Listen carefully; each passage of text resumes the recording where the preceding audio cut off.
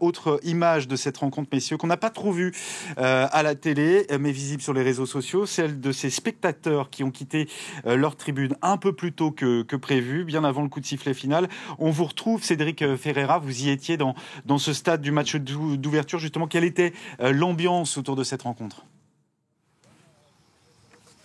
Si on devait définir l'ambiance de ce match, je dirais qu'on était plus proche d'un match de gala ou même d'un match amical plutôt que d'un match d'ouverture pour la plus grande compétition de football de la planète. On avait très vite senti en fait que ça serait assez calme, quelques heures avant le match. On voyait ces spectateurs qatariens se rendre dans l'enceinte dans le calme. Ils étaient facilement reconnaissables avec leurs habits traditionnels. Certes, il y a eu l'effervescence de la cérémonie d'ouverture et puis ensuite ce match où l'ambiance a pris un coup quasiment d'entrée. Au bout de 31 minutes de jeu, il y avait déjà 2-0 pour l'Équateur, c'était même une leçon de football.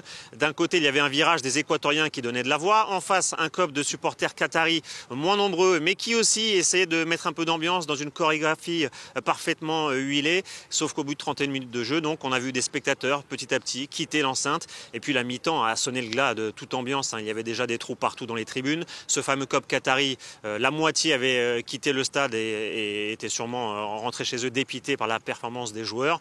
Déception sur le terrain, déception dans les tribunes.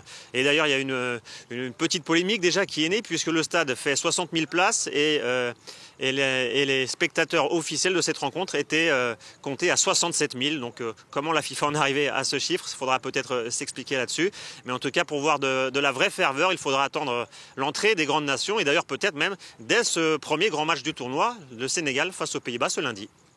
Et oui, on va en discuter évidemment de cette première grande affiche qui aurait dû d'ailleurs être l'affiche d'ouverture de ce mondial avant d'être qu'il bascule les organisateurs dans ce Qatar-Équateur. On va en